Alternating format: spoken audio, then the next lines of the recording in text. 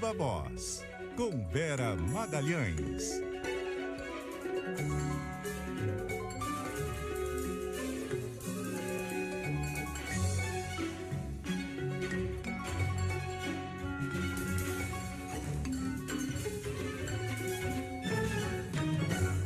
Vera Magalhães, Viva Voz, tudo bem, Vera? Boa tarde, Rodrigo, Carol e toda a nossa audiência. Que pancada do Supremo Tribunal Federal, Bocardi.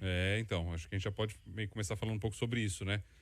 Atendendo ao pedido do que Barroso colocou, do que o TSE colocou, e agora duro na decisão, nesta abertura aí de investigação, o ministro Alexandre de Moraes. Muito duro, eu acho que o ministro foi até além do que o TSE pediu, porque ele já determina uma série de diligências no inquérito que ele instaura, inquérito no qual ele inclui o presidente, inquérito este já instaurado desde 2019, é aquele inquérito polêmico, aberto pelo então presidente do Supremo, Dias Toffoli, para inicialmente apurar ameaças e fake news contra os ministros do Supremo e que foi ganhando outras atribuições aí ao longo desses 2 anos em que ele está vigorando. E agora o presidente, incluído no inquérito, Alexandre de Moraes cita uma série de crimes nos quais Jair Bolsonaro pode ter incorrido, não só na live, mas em toda a sua jornada de questionamento à lisura das eleições, à lisura do processo eleitoral eletrônico, e determina que todos os envolvidos naquela live da última quinta-feira sejam ouvidos, inclusive o presidente e o ministro da Justiça, Anderson Torres. É muito pesado.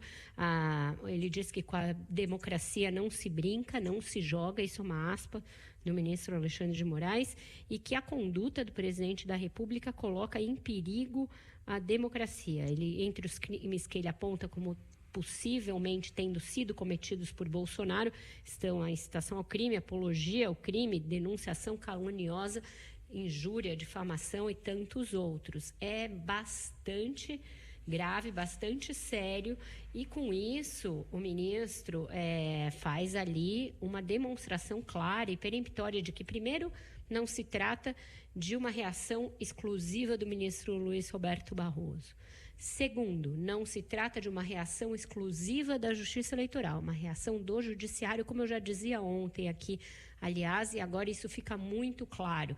Era uma jogada casada entre o TSE e o STF, e isso fica muito evidente nessa abertura, nessa inclusão do Bolsonaro no inquérito das fake news e também no pedido que faz o corregedor do TSE, ministro Salomão, para que sejam enviadas evidências colhidas nesses outros inquéritos também para fundamentar o outro inquérito aberto, dessa vez no próprio TSE, que é o inquérito administrativo para apurar denúncias de fraudes na eleição, que vai apurar tanto as denúncias quanto as acusações, se elas têm provas ou não. Bolsonaro se manifestou ontem, diante daquele pedido do TSE, para falar sobre as suas acusações contra as eleições. E o presidente recolheu os flaps, mandou uma resposta bastante acovardada para o TSE, em que ele não apresenta nenhuma prova e, aliás, diz que não fez denúncias de fraude contra as eleições,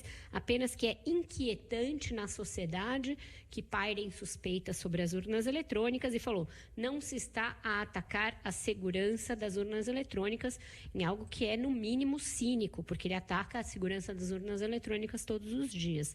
Então, o presidente muito acuado em relação ao judiciário neste momento, tentando se escorar no legislativo para não ficar tão isolado e tão acuado como está.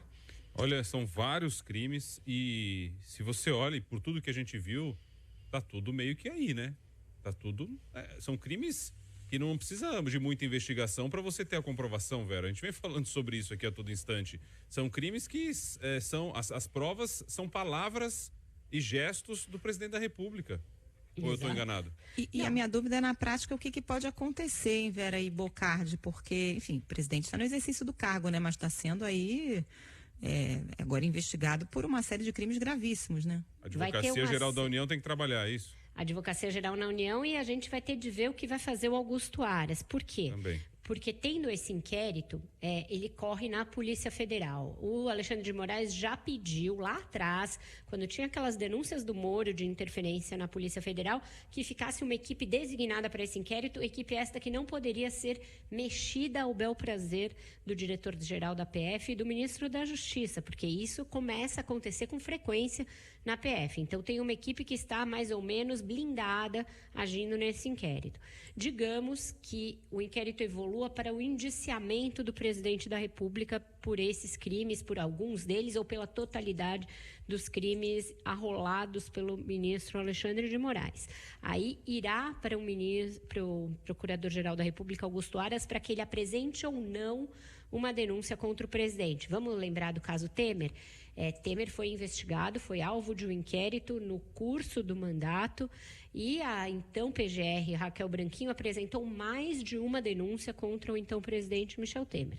Neste caso, havendo uma denúncia do PGR, ela vai para a Câmara para que a Câmara autorize ou não a abertura de um processo contra o presidente da República. Para que seja aberto um processo contra o presidente, é preciso que haja autorização do Legislativo. E no caso do Temer, todas as vezes que as denúncias da Raquel Branquinho chegaram lá, elas encontraram uma barreira na Câmara. Eu acho que a do Bolsonaro pode parar numa barreira anterior, uma barreira chamada Augusto Aras, mas ainda assim é o Judiciário dizendo que não vai aceitar a brincadeira do presidente e dos seus aliados com a democracia.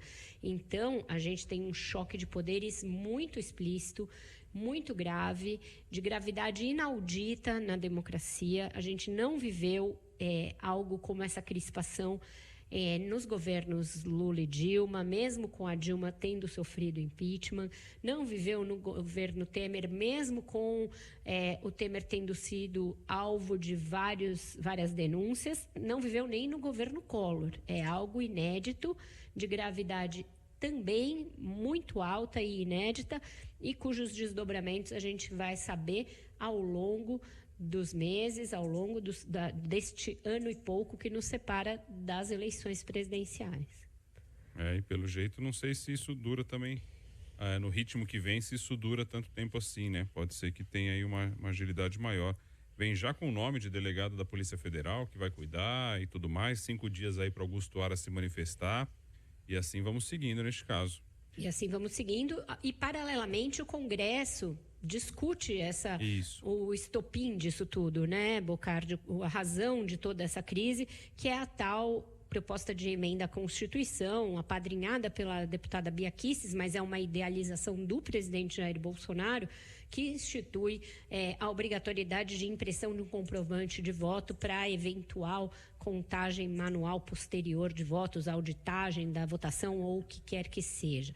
Esse projeto estava mais ou menos condenado a ser arquivado pelo Congresso por não contar com a anuência da maioria dos partidos, mas hoje, curiosamente, justo hoje, o presidente da Câmara, Arthur Lira, deu uma colher de chá para o presidente Jair Bolsonaro, dizendo que talvez seja o caso de se chegar numa proposta consensual para todos. Arthur Lira dando a primeira demonstração em relação a esse caso de que pode encampar, ao menos em parte, a agenda do presidente. E isso coincide com o tratoraço que ele está tentando passar na Câmara para a aprovação de vários projetos que alteram muito profundamente o sistema eleitoral, a forma de escolha dos representantes brasileiros no Congresso Nacional e a própria eleição, as regras para a realização da eleição, da fiscalização da eleição, um pacote bastante retrógrado que traz uma série de retrocessos em termos de transparência com dinheiro público para o Brasil. Rapidinho só, Vera, por favor, esclarece para a gente aqui. Uma coisa é toda a defesa que vem fazendo o presidente Jair Bolsonaro com relação a essa questão do voto impresso e tal, e aí tem na Câmara essa PEC para discutir essa questão. E aí, fora isso, tem esse outro pacote que você acabou de citar. Esse pacote que existiria de qualquer maneira, porque está perto de uma eleição e é para atender os interesses de quem está na Câmara dos Deputados, ou alguma relação com essa demanda, digamos assim, do presidente na defesa do voto impresso? Não tem relação clara, já existiria, já vinha sendo discutido o tal do código, mas esta declaração de hoje do presidente Arthur Lira me faz ver, Rodrigo, uma conversa de bastidores em que ele aquece e deixa passar de alguma maneira, pode vir a deixar passar de alguma maneira o projeto do presidente Bolsonaro para ter o apoio do governo ao seu próprio pacotão. Então, eu acho que está se desenhando nos bastidores, eu acho, e eu apurei isso com algumas pessoas do Congresso, uma espécie de acordo de uma mão lava a outra. O presidente Arthur Lira estava disposto a se livrar dessa história de voto impresso, ainda mais com o agravamento da crise com o judiciário. E, de repente, ele surge do nada falando que pode ser que se aceite uma espécie de voto auditável que seja consensual, não necessariamente a PEC da deputada Bia Kicis. Isso no momento em que a gente tem uma série de projetos eleitorais. A gente vai até ter uma entrevista a esse respeito, mas é uma criação de um código eleitoral muito amplo e mudando muita coisa. A história do Distritão, que querem votar a toque de caixa nesta noite, 22h30, tem uma reunião marcada para votar isso numa comissão. E o semipresidencialismo, que ainda não tem um projeto apresentado, mas está um burburinho de discussão a esse respeito no Congresso. Sempre na calada. Se a gente não fica de olho, olha só o que vai acontecendo. Vamos conversar então com o Fábio Steibel. Ele é diretor executivo do ITS, que é o Instituto de Tecnologia e Sociedade, está acompanhando esse assunto. Uma boa noite para você. Boa noite a todos os ouvintes da CBN. Que tipo de prejuízo pode trazer para a população, para o Estado brasileiro, esse acordo, esse projeto, toda essa discussão que acabamos de citar aqui? O prejuízo é enorme, a gente tem que entender a dimensão disso. Essa é a maior reforma desde a Constituinte do nosso sistema eleitoral e político. O que está se propondo são 900 artigos que vão revogar 55 anos de debate legislativo, desde o Código Eleitoral. Então, o que tem de vírgula fora do lugar ali não é pouco. E até lembrando que até segunda passada, esse projeto era secreto, ele não tinha sido protocolado. Agora ele foi protocolado e querem colocar para voto o quanto antes. Boa noite, tudo bom, doutor Fábio? A gente queria entender, eu vi o documento que a coalizão de vocês, que se chama Freio na Reforma, elaborou, e ela lista 20 retrocessos e 5 possíveis ganhos que teria essa discussão do Código Eleitoral. Me parece que os ganhos são muito tímidos e os retrocessos muito graves. É isso mesmo? Em termos de transparência e de fiscalização do uso do dinheiro público, a gente vai voltar muitos anos no tempo? Vera, o retrocesso não é pouco, não. O Ficha Limpa, né, que é uma lei de iniciativa popular, ele vai basicamente virar conto de fadas. Então, por exemplo, né, a reforma da forma que está, no artigo 68, ela acaba com o sistema da justiça eleitoral usado para prestação de contas e dificulta a fiscalização pelos técnicos. Na prática, os técnicos podem fazer quase nada. Acabou de sair aí o julgamento das contas dos partidos de 2015 e é impressionante o quanto tem de mau uso. Aumenta o fundo para 5 bilhões, mas você diminui as formas de controle.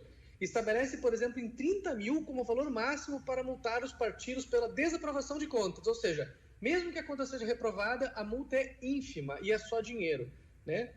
E por aí vai. Diminui o prazo para a Justiça Eleitoral analisar as contas dos partidos de 5 para 2 anos. Né? Ou seja, a justiça, que já tem pouco pessoal ali para olhar, vai ficar com menos tempo ainda e prescreve essa conta. Então, de certa forma, o que a gente está vendo ali é um afrouxamento muito grande de como as contas são analisadas. E isso é só um dos pedaços ruins do que tem lá nessa reforma ali. E aí, professor, os critérios para, por exemplo, cassação de mandato ou inelegibilidade também ficam muito mais flexíveis. Vai ser muito mais difícil cassar o mandato de um candidato que, por exemplo, tenha utilizado algum instrumento ilícito ali ou abuso de poder durante a campanha. Sim. Lembrando que é um debate legítimo de como melhorar a ficha limpa, né? A gente sempre pode melhorar, mas hoje, no meio da pandemia, com 900 artigos, o foco ali é bem claro. Há muito mais retrocesso do que avanço. E, trocando em miúdos, fica cada vez mais difícil alguém que tenha cometido um ato de corrupção não poder se eleger novamente e ter todo acesso aos benefícios de você estar num cargo e se proteger de uma acusação. E o que resta à população nessa altura do campeonato? O que dá para fazer? Olha, o que dá para fazer, o que a gente fala do freio na reforma é que essa reforma tsunami, ela não cabe em período de pandemia. Uma micro-reforma, que é o que a gente tem em 2 anos, cabe. Então, quanto mais pessoas pressionarem os congressistas, pressionarem o setor privado, ONGs e outras, para falar para a reforma do que ela é a maior reforma desde a redemocratização, menor a chance da gente ter isso daí sendo discutido. Lembrando aí na PEC da impunidade, que tinha tudo para passar logo ali no mandato e a PEC da impunidade não passou. A pressão pública foi suficiente para que isso não entrasse em votação naquele momento. Professor, mas a gente tem, além dessa discussão desse mega código eleitoral, com todos esses jabutis, também uma discussão também feita totalmente à revelia da sociedade de instauração do distritão, que mudaria totalmente a forma de eleger os representantes, concentrando votos naqueles mais conhecidos. Podia explicar brevemente para o nosso ouvinte do que se trata o distritão e em que pé que está essa discussão? Porque tem uma reunião hoje marcada para votar isso, né? Às 10h30, quase o ônibus extra descendo para a praia. Às 10h30. Então. É fácil de entender. O que é o distritão? Você diz que aquele estado, né, Minas Gerais, São Paulo, Maranhão, é um distrito e as 8, 10, 15 pessoas mais votadas entram para o Congresso. Então, o que faz isso é como se tivesse 15 governadores, 20 governadores. Em vez de você eleger pelo sistema atual, que você permite que pequenos partidos, mais mulheres, povos indígenas consigam eleger candidatos, já são poucos, mas conseguem, o distritão, da forma que está sendo colocada, ele basicamente faz o Congresso ser de quem já está no poder. Então você meio que cristaliza a entrada, porque se torna muito caro, você precisa de muito poder para ganhar um cargo. E isso vai levar as populações às ruas, porque as pessoas querem renovação na política, mas o distritão ele é o oposto disso. Ele é o coronelismo, ele é aquele sistema de quem está lá há 30 anos. E só complementando, isso conjugado ao fato de que no Código Eleitoral se tira a obrigatoriedade de repartição de recursos públicos para aquelas cotas estabelecidas pelo STF, aí se tem um alijamento total de mulheres e minorias dessa discussão da possibilidade de serem bem votados, não é? Total. Na última versão, essa que foi protocolada no artigo 390, fala, olha, tem que dedicar verba para candidaturas de mulheres. Aí eles colocaram, entre vírgulas, sendo lícito o seu emprego para financiar exclusivamente candidaturas masculinas. Eles botar uma vírgula ali que diz o seguinte, olha, esse dinheiro reservado para as mulheres, se sobrar, pode financiar candidaturas masculinas. Essas vírgulas, elas vão criando um Congresso com menos representatividade, que é o oposto do que a gente precisa. Fábio Steibel, diretor executivo do ITS, Instituto de Tecnologia e Sociedade. Obrigado por estar aqui com a gente, trazer este alerta, deixar todos os nossos ouvintes atentos ao que está acontecendo, para que não embarquemos no ônibus extra rumo à praia. Boa noite. Boa noite. E Vera, só para dar um prosseguimento aqui, um pouco do que ele estava dizendo, né? Queremos a renovação, mas desde que seja comigo, desde que eu que já estou lá permaneça, renovação do meu mandato. Do meu mandato. E que me remete muito a essa fala do atual agora, do recém-impossado ministro Ciro Nogueira, que diz que não vê, que o fato de você estar de todos os lados, de você estar cada hora num governo, como parece que lhe convém, não é algo que é contraditório, não é pecado, é evolução, ele está dizendo assim. Até o pobre do Petrônio Portela foi evocado para justificar esse negócio de você estar em cada hora num ônibus. Então, né? ele evolui também, vai para vários governos, mas desde que seja com ele, é mais ou menos por aí, né? Nessa linha que o pessoal, na hora que abraça o poder, tenta fazer, né? O discurso do Ciro Nogueira, hoje tinha tanto assunto que a gente está meio correndo aqui, né?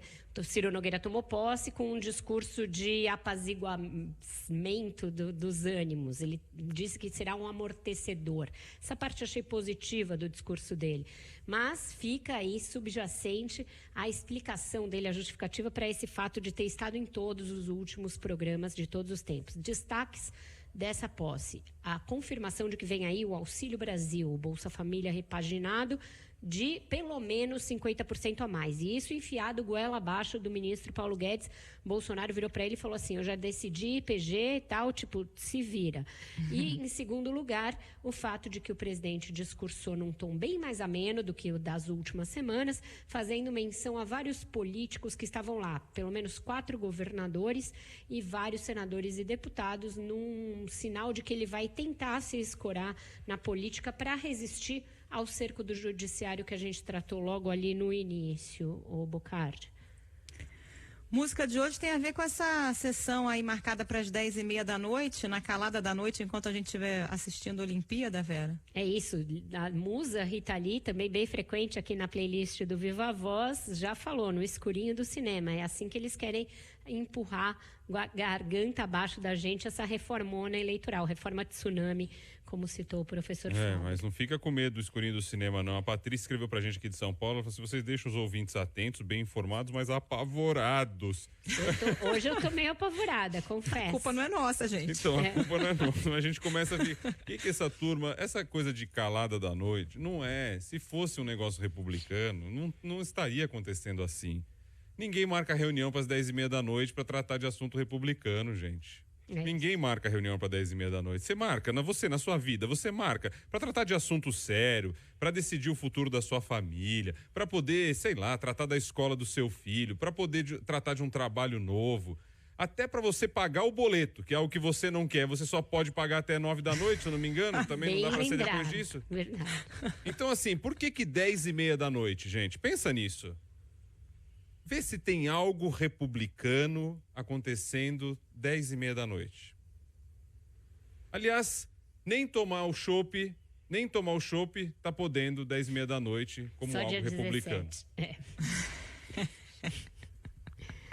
Nem o cinema. Sobrou só o escurinho, vamos ouvir. O escurinho do cinema, chupando drops de anis. Longe de qualquer problema, perto de um final feliz.